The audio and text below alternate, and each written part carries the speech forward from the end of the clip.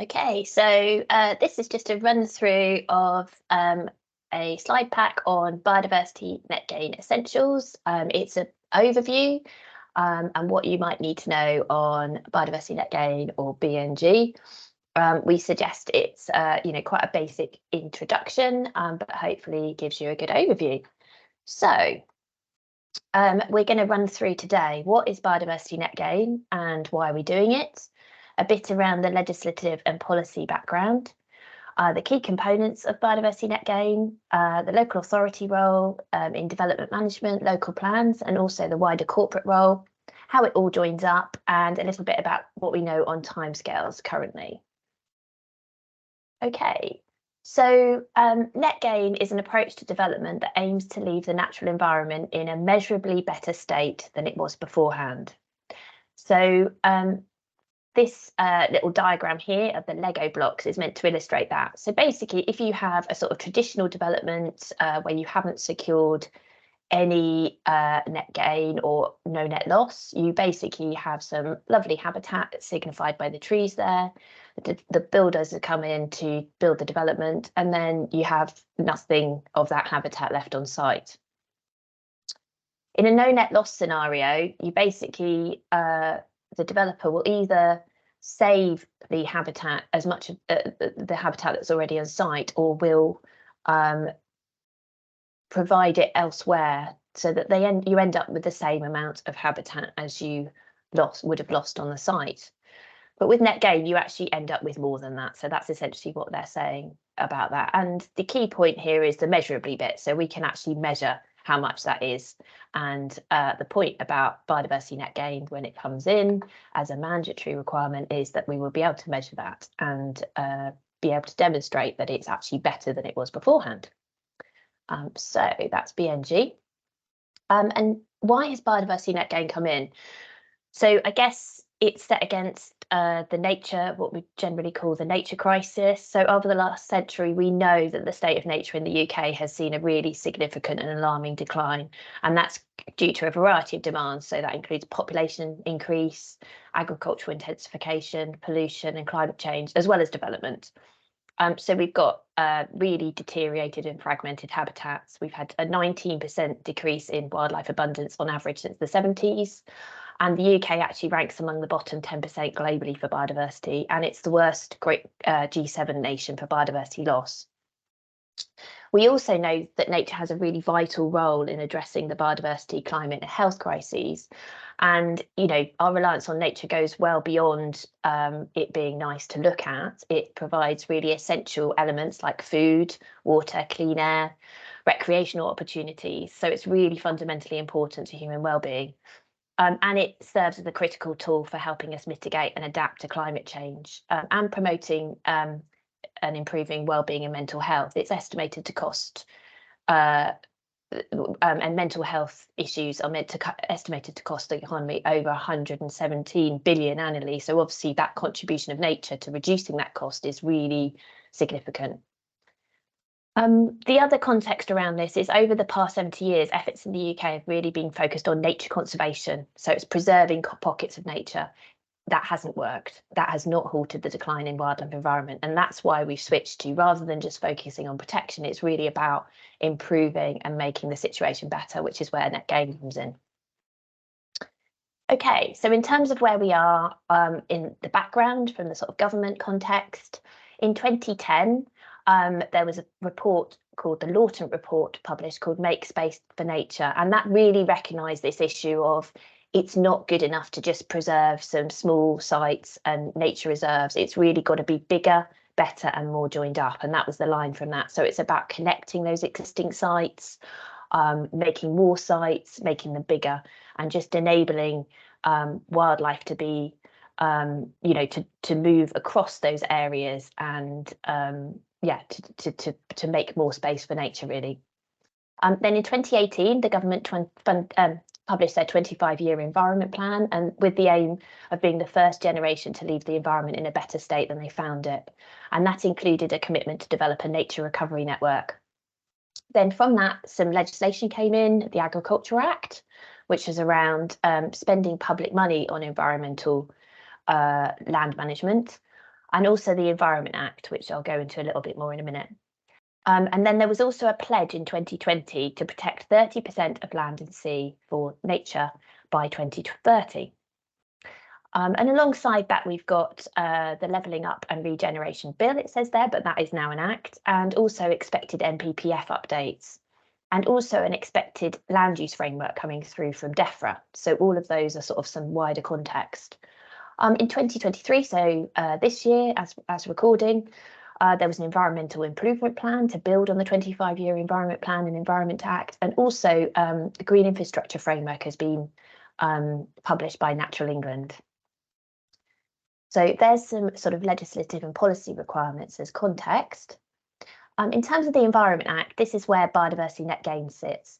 So as well as the Biodiversity Net Gain requirement, which is that all planning permissions granted in England, with a few exemptions, will have to deliver at least 10% biodiversity net gain. There is also an enhanced duty for local authorities to conserve and enhance biodiversity and also report on their actions.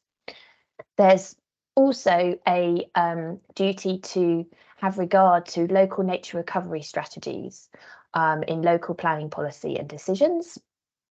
And there will be responsible authorities appointed by the Secretary of State to lead local nature recovery strategies, working with a broad range of stakeholders. And those have all now been appointed now, and they're at a sort of the county combined authority level. Okay, so in terms of biodiversity net gain, which is where the focus is today, that amends the Town and Country Planning Act. There is a minimum of 10% required, calculated using the biodiversity metric, and there will be a requirement for approval by the local planning authority of a net gain plan. The habitat should be secured for at least 30 years. For on-site, that can be via planning conditions or obligations, or for off-site, that's obligations, so as in Section 106 or conservation covenants.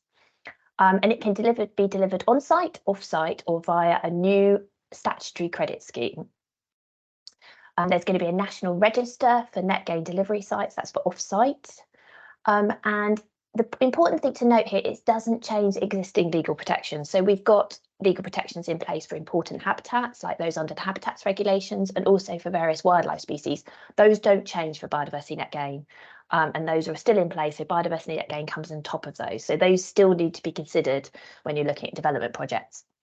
And it maintains the mitigation hierarchy of avoiding impacts first, then if you can't avoid them, you mitigate for them, and only as a last resort do you compensate. It's going to apply to NSIPs from 2025, but not yet to marine development. There are some plans to bring that in. Okay, so in terms of what isn't covered, we know that permitted development will be exempt. We also know that there's a de minimis threshold. So basically, if you've got habitat on a site that is less than 25 metres squared or 5 by 5 metres squared, or 5 metres for linear habitats like hedgerows or watercourses, that will be exempt. Householder applications are exempt. So obviously that's the majority in most cases of applications. So those won't require BNG at the moment. Also, if for sites that are doing BNG off-site, those won't require planning permission, because obviously there's a sort of bit of a circular issue there. Sorry, they won't require BNG to be delivered as part of the planning permission, because obviously it becomes a bit circular if you're needing to put 10%, but you're delivering BNG. Small scale self-build house building will be exempt. And also sites that are solely made up of sealed surface, because they have zero biodiversity value, and also where temporary impacts can be restored within 2 years. So we know those are going to be exempt, and more information on that will be available through the statutory instruments that are imminently coming out. Okay, so the biodiversity metric. The metric is the way that we can make sure that BNG is measurable. And it calculates the before and after biodiversity value of the development as biodiversity units. It's a calculator and guidance provided by government, and its use is going to become a statutory requirement in January 2024. And then there's also a small sites metric which will be required for relevant sites from April 2024. The key thing about the biodiversity metric is it allows us to have a consistent approach across all development sites. So we know that they're all being measured in the same way. It's not perfect. It's really difficult to measure the environment because it's really complicated and busy and loads of stuff goes on. But it basically uses habitat as a proxy for biodiversity value. So folk go out on site, say, what kind of habitat is this? What's the quality? How much of it is there? What's its condition? And that gives you a value. It's very much designed as a tool to aid decision making.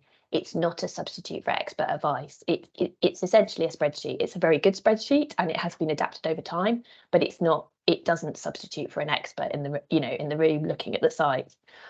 And very much it doesn't change or override the mitigation hierarchy that I talked about. So that avoid impacts first and mitigate for them wherever you can.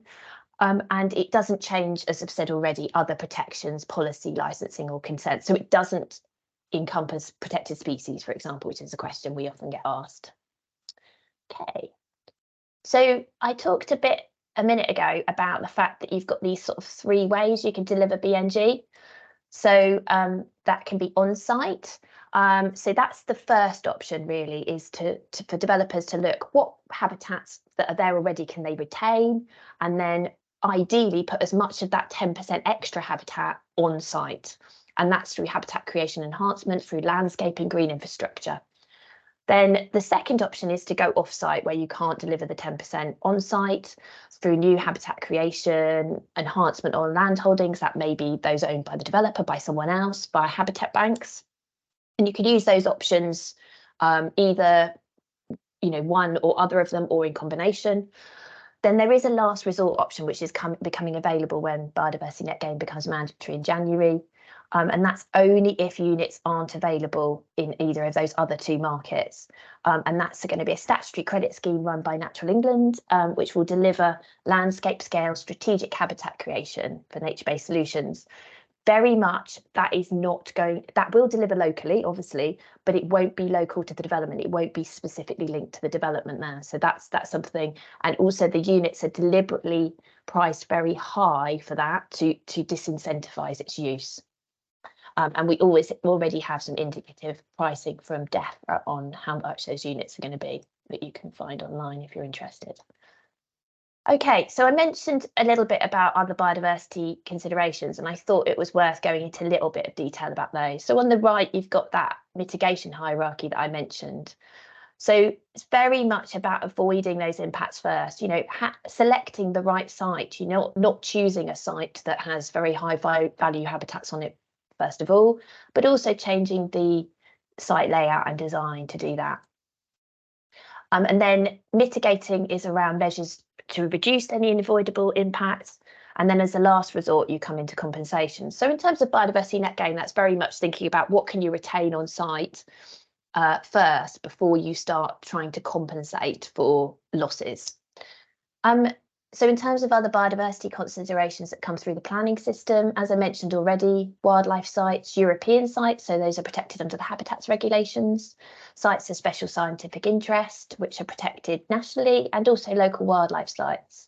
There are protected species, and those may be European or nationally protected, and they have slightly different nuances to them. Also, priority and irreplaceable habitats are, need to be considered, and there are MPPF policy relating to those. Habitats regulation assessment comes in for development that affects European sites, and it's not just where it is directly affecting it. They can be quite significant long-term, distance effects, even away from a European site. And there's also requirements for strategic environmental assessment expected to be replaced by environmental outcomes reports in due course, which have come in through the Levelling Up and Regeneration Act, and environmental impact assessment. And all of those, where you've got them, are likely to require surveys, and those would be on top of what you would do for BNG. So your BNG surveys can definitely help in terms of assessing these things, but they won't be the only thing required, usually. Okay, so in terms of what local authorities need to do in development management, a really key thing is to think about biodiversity net gain early on, and that's the case really for all sort of biodiversity considerations. But that's where you're going to achieve the best outcomes. You're not going to be able to avoid impacts unless you design it in early. So it's really ideal if you have a pre-app advice service, if you have a PPA service there. And obviously that also allows you to charge for your advice and recoup costs where you may need specialist input, say from ecologists. You'll need to think about how you validate your planning application and make sure all the biodiversity information is supplied that's required, obviously for all but exemptions. And then check the information that's submitted with that planning application. It's likely that at least for some planning applications, you will need specialist ecological input, and you'll need to think about how you source that, whether you have someone in-house or whether you go to, where you're in a two-tier authority, there may be a service at the county level, for example, through the Wildlife Trust or through the county council. But you will need to think about that. It's unlikely, whilst planners can definitely do a lot of this, it's unlikely they will be able to do all of it. You need to think about how you secure the biodiversity net gain and relevant conditions or Section 106. And then the interesting thing with biodiversity net gain is that the biodiversity gain plan, which has all the details in, has to be submitted pre-commencement. So it's actually after planning permission has been granted. So that will need provision to check. Also, there'll be, because biodiversity net gain is secured for 30 years, there'll be monitoring reports. And those will be need to receive and checked, and also considering whether any enforcement's required. So, there's quite a lot there in terms of thinking around how do you make that work in your local authority and really make biodiversity net gain a success, because there are huge benefits to it, as we already talked about the real benefits of nature in your place. It goes beyond just biodiversity. It's really beneficial for people. Okay, and in terms of your local plans, actually, in terms of the legislative requirement that's coming in, you don't need to repeat that in policy, but there are some really good reasons to think about including BNG policies in your local plan, which will help support its implementation. So you can set a strategy for delivering it locally, in particular off-site BNG. So that might include linking into existing strategies and plans that you have in place. Once the local nature recovery strategies are in place, you can link it to that. Where do you want off-site BNG to go? What type of habitats? And you can incentivise that, and that is incentivised through the metric as well. So it's well worth having something around that. You might want to set some specific requirements for management and maintenance and how you'll look into that.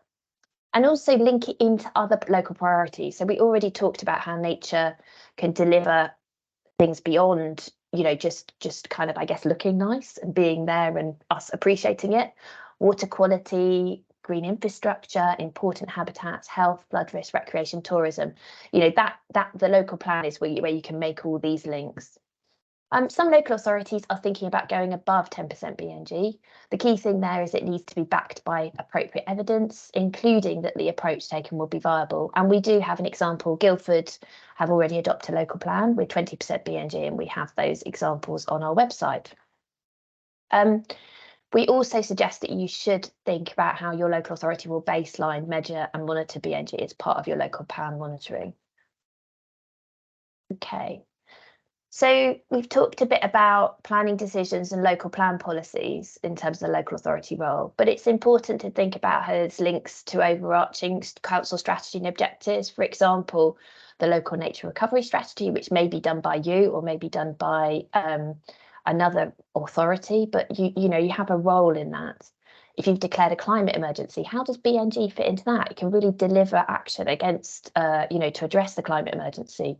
Your general approach to placemaking and infrastructure, and natural capital and ecosystem services, those wider benefits that nature delivers for us, like air quality and water retention. Also, just around embedding and joining up across council services and including estates, there may be a real opportunity for you as a council if you have a estate that could deliver biodiversity net gain. You can think about the mapping, evidence and data, and also it's a real opportunity to work in partnership. There's a lot of partners locally that will be very interested in working with you on this. It can be a real source of funding. We know of several teams that are funded basically through biodiversity net gain in local authorities, and obviously in these times that's a real bonus. It's about delivering nature recovery on the ground.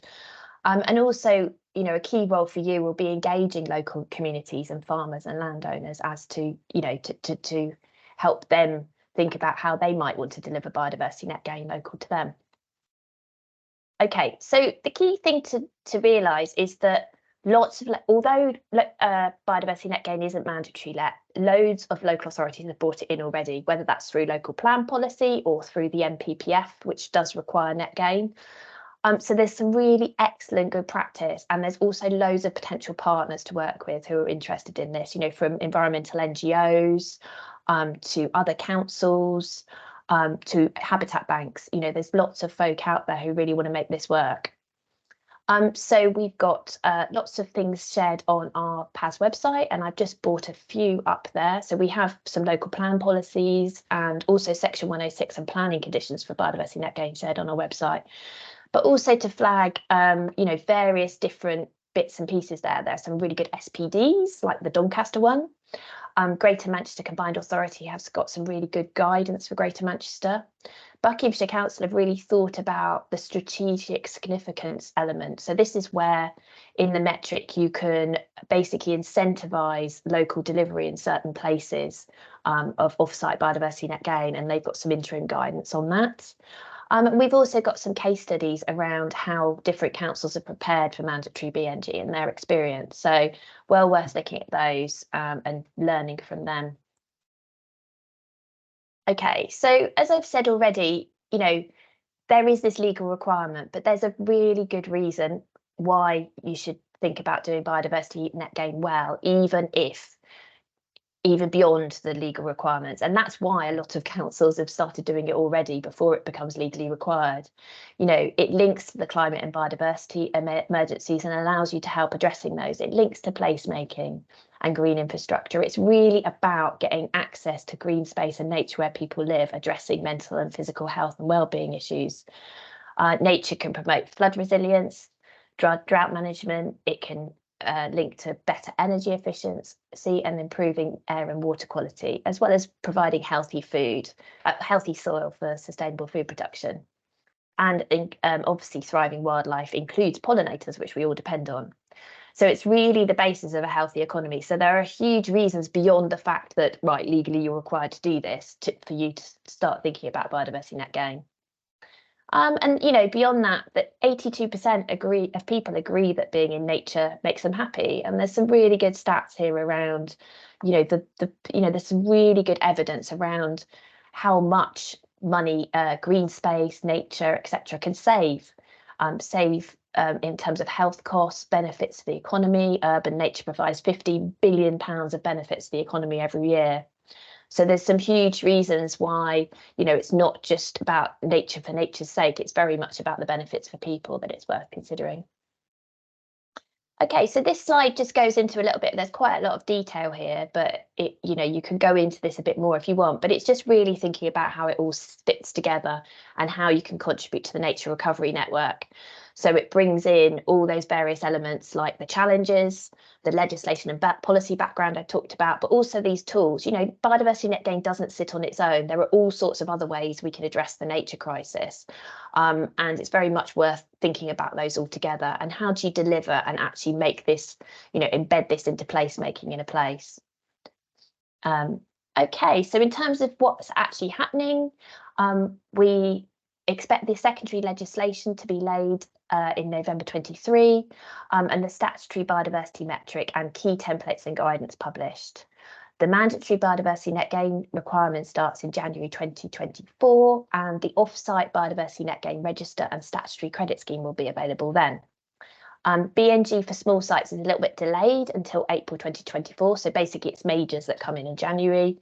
And by November 2025, we expect BNG to come in for NSIPs. Okay, so in terms of final reflections, I think the key thing is this is definitely not just for the ecologists, and it's definitely not just for the planners either. It really impacts on all aspects of planning and placemaking. And thinking holistically is going to be more efficient and effective. And actually effective governance is key for this. This is what we've learned from local authorities we're working with, that is, the way to think about it is to join up across council services and really think about the governance. We don't know exactly how it's going to work, and it's probably not going to be perfect to start with, but that doesn't mean you shouldn't do anything. There's loads of examples of how it works now and lessons to learn and ideas to pinch. It's not going to be perfect, but you know, we can learn as we go along, and it's a real practical opportunity to work corporately, build relationships, and work with neighbouring areas, which really makes sense for this. And there's lots of information on our website, and you can also sign up to our bulletin. And for council officers, we also run a network which allows you to join up and share ideas. Okay, thank you.